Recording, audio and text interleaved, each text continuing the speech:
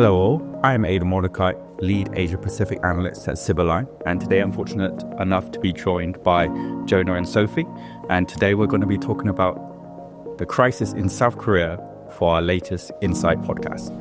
Great to have you both here today. Good afternoon.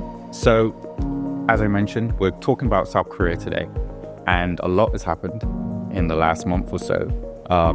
Could we have a quick overview exactly what has happened to South Korea and its president since December?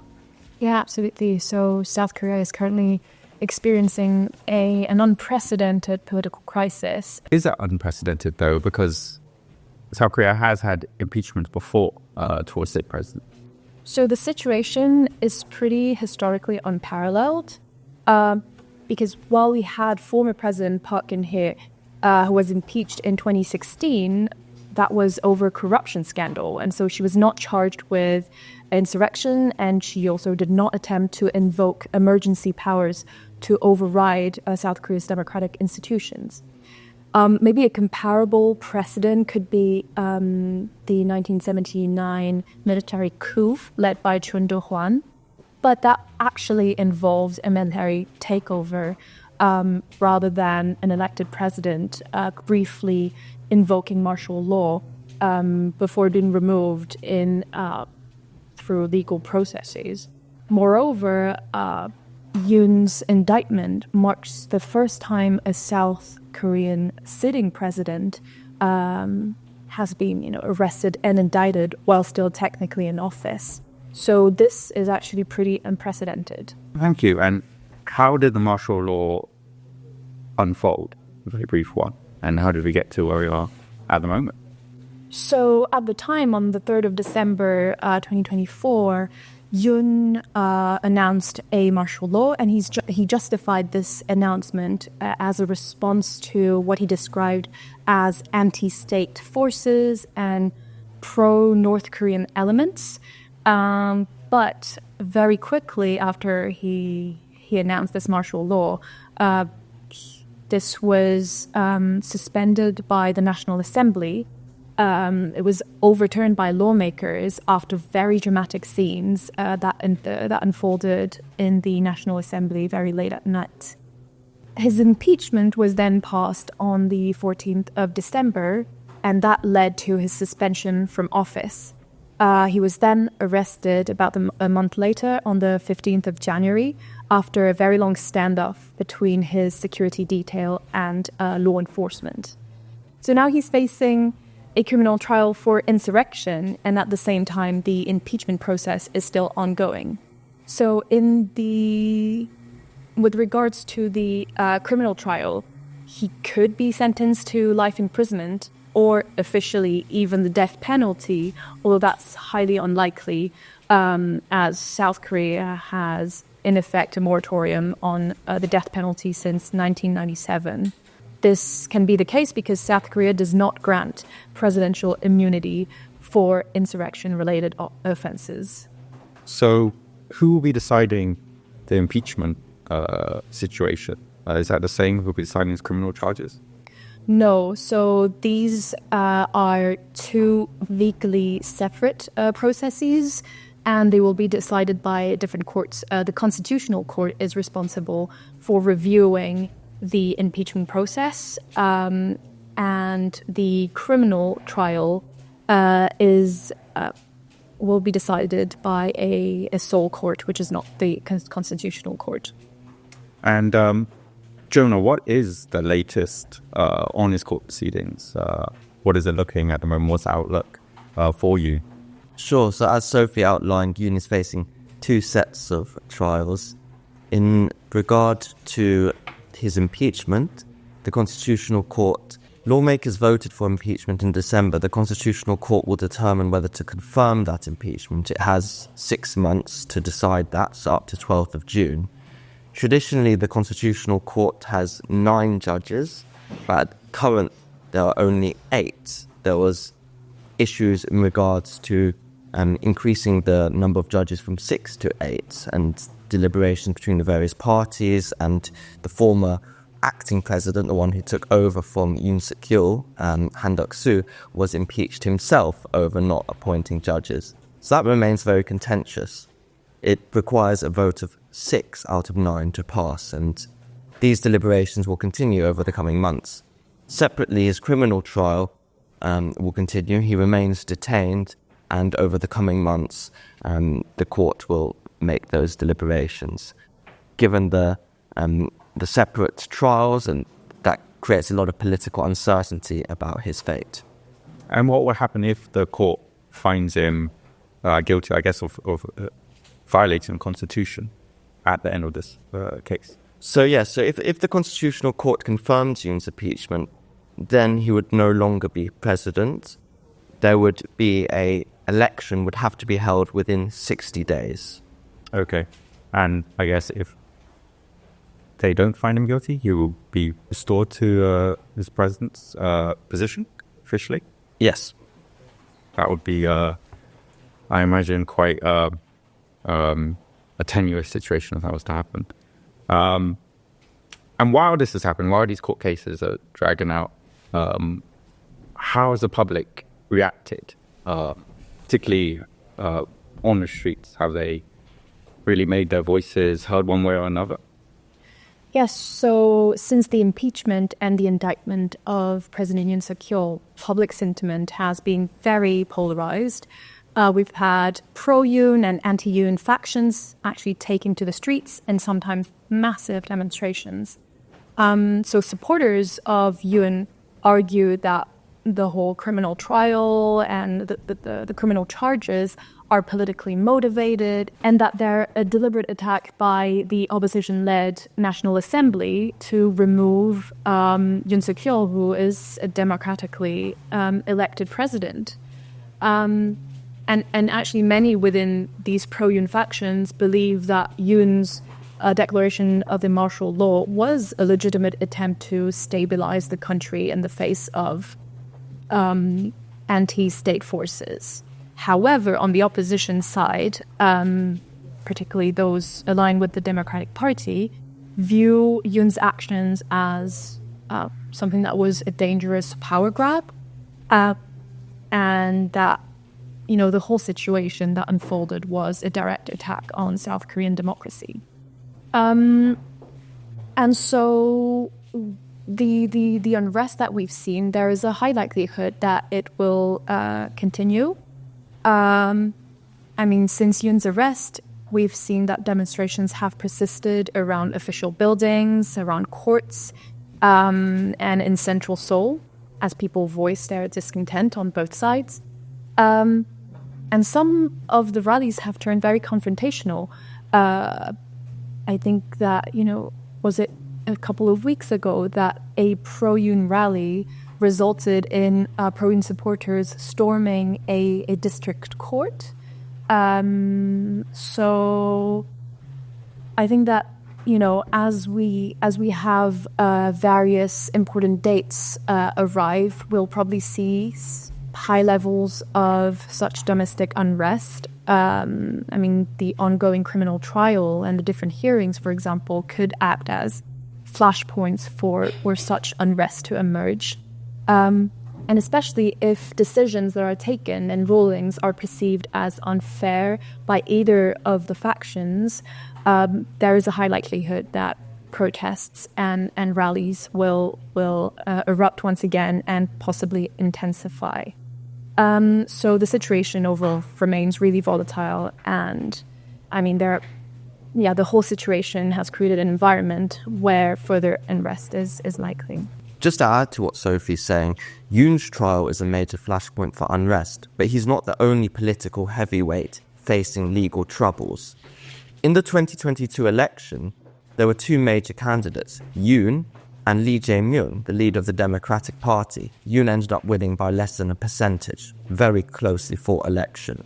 Now, Lee Jae-myung last year was handed a 1-year prison sentence for breaking electoral law, which was essentially lying during that election campaign about previous corruption allegations. Now, he's appealed that verdict, but he is also facing court trials coming up where the court will determine whether he will have to go to jail, be banned from standing for office, or be let off. And this will happen over the coming weeks, with a verdict expected at the end of March. We assess that that is a potential flashpoint for unrest or protests by DP supporters.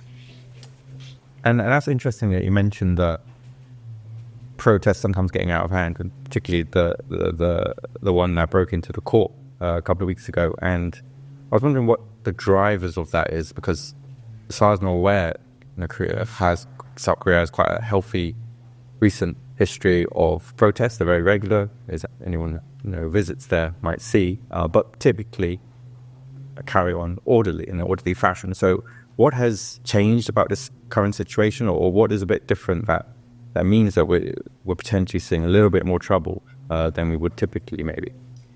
I think that we need to look at the escalating polarization that South Korean society has been facing for a few months now. I think that, this deepening political polarization is really at the heart of the crisis. It has been kind of building up in the past few years, but it really reached a sort of breaking point in 2024 under Yoon's presidency. As we know, South Korea's landscape is divided between ruling PPP, the People Power Party, led by Yoon, and the liberal opposition, led by Lee Jae-myung, that Jonah mentioned, and the Democratic Party. And there have been scandals and controversies that have, been abundant under Yoon, and in the past year, judicial investigations against opposition figures, but also, controversies surrounding Yoon's wife. And so all of these elements have come in to intensify the partisan conflict.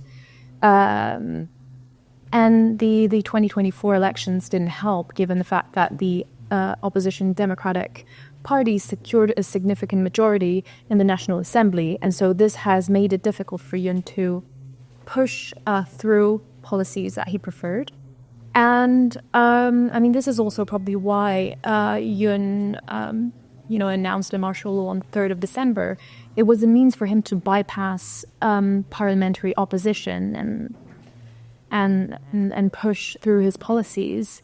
But this whole situation triggered widespread backlash from the opposition, but also civil society and even segments of his own party. So I think this all paints a sort of landscape of escalating polarization that have culminated in these massive protests driven by public discontent. And while this situation unfolds and, represents a crisis to some, as we said earlier, what is North Korea doing? Are they trying to take advantage of the situation, or is it more quiet?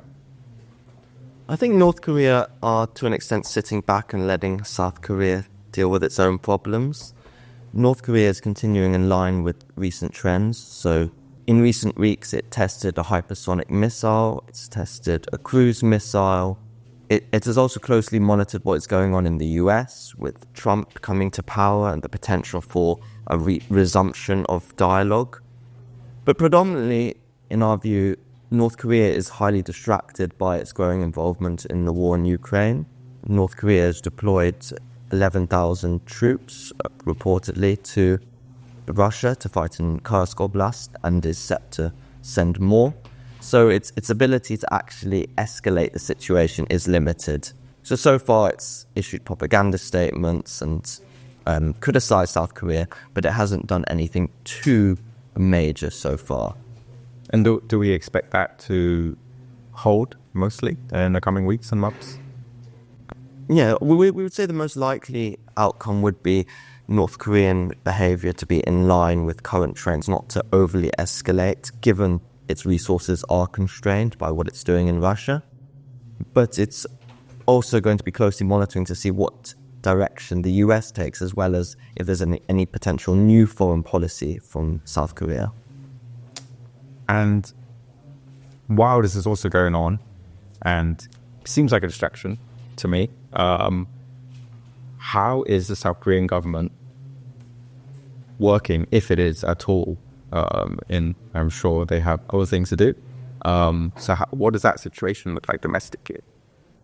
Well, the whole crisis surrounding President Yoon Suk-yeol's impeachment process has significantly disrupted the legislative process and daily governance of South Korea.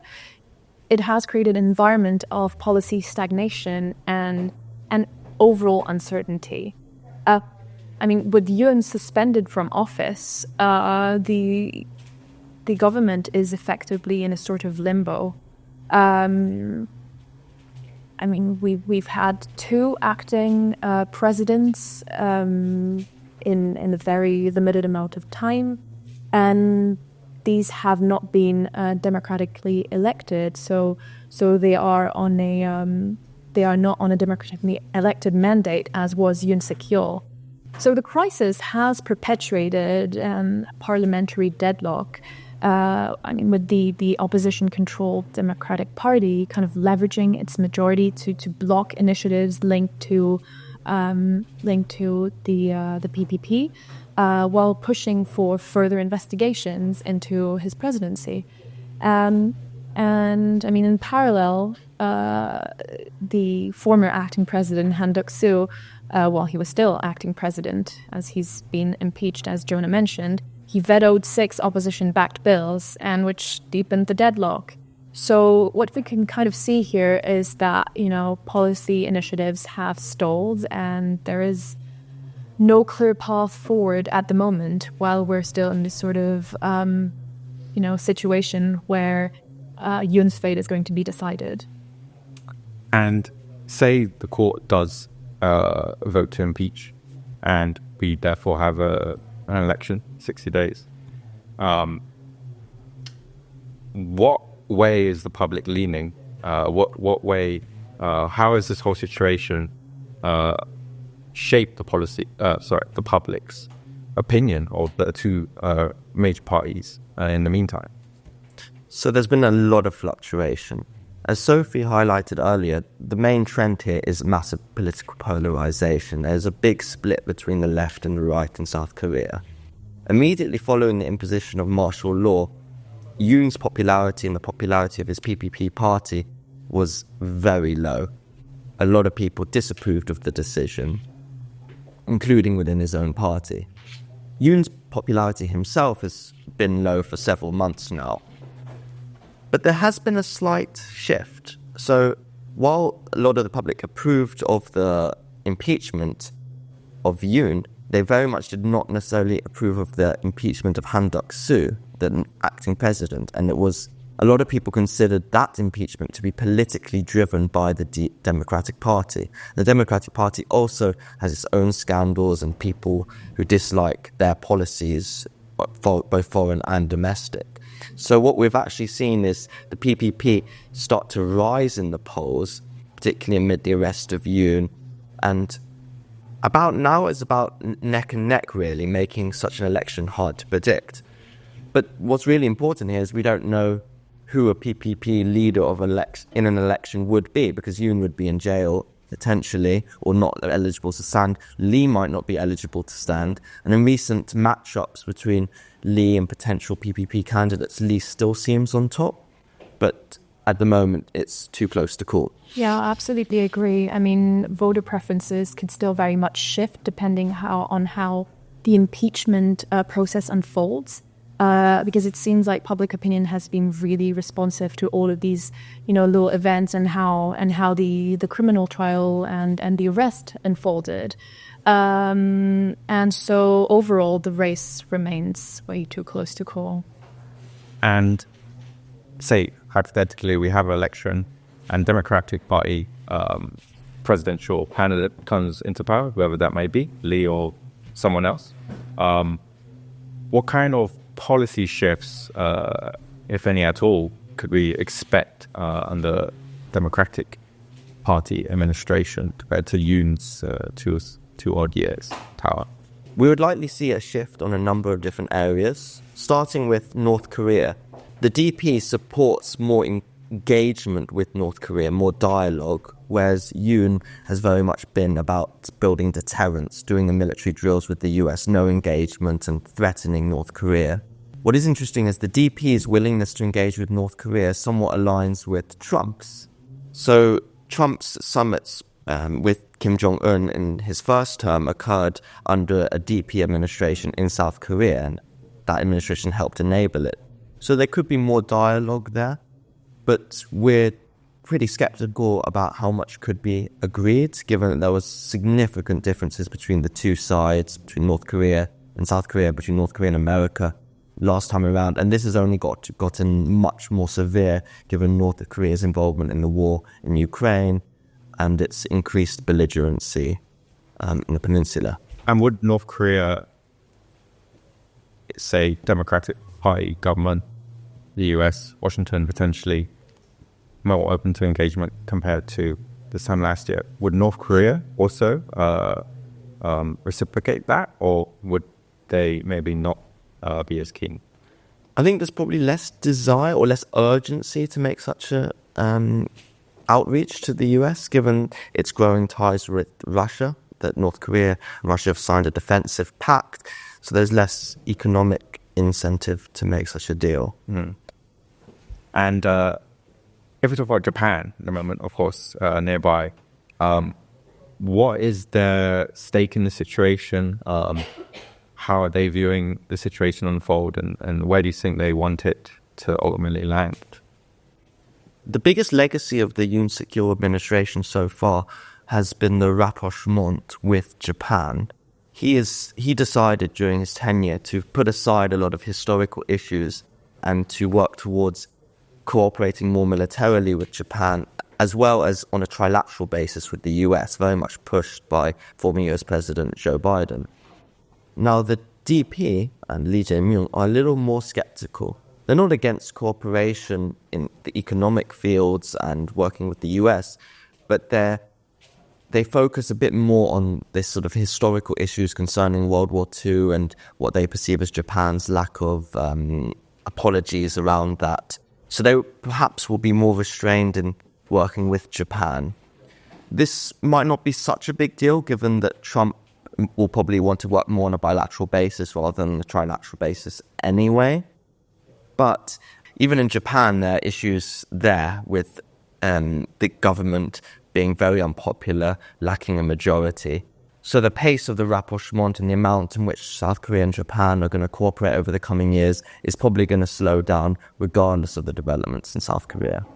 So overall then, I think we can say there's quite a lot riding on the next coming months on the court cases, both for South Korea, North Korea, Japan. So we'll all be watching it very closely. But I want to thank you both for being here today, answering my questions, and really giving a really good overview of quite a complicated situation. So many thanks to you both. Thanks everyone for listening. Please subscribe, and we'll see you next time.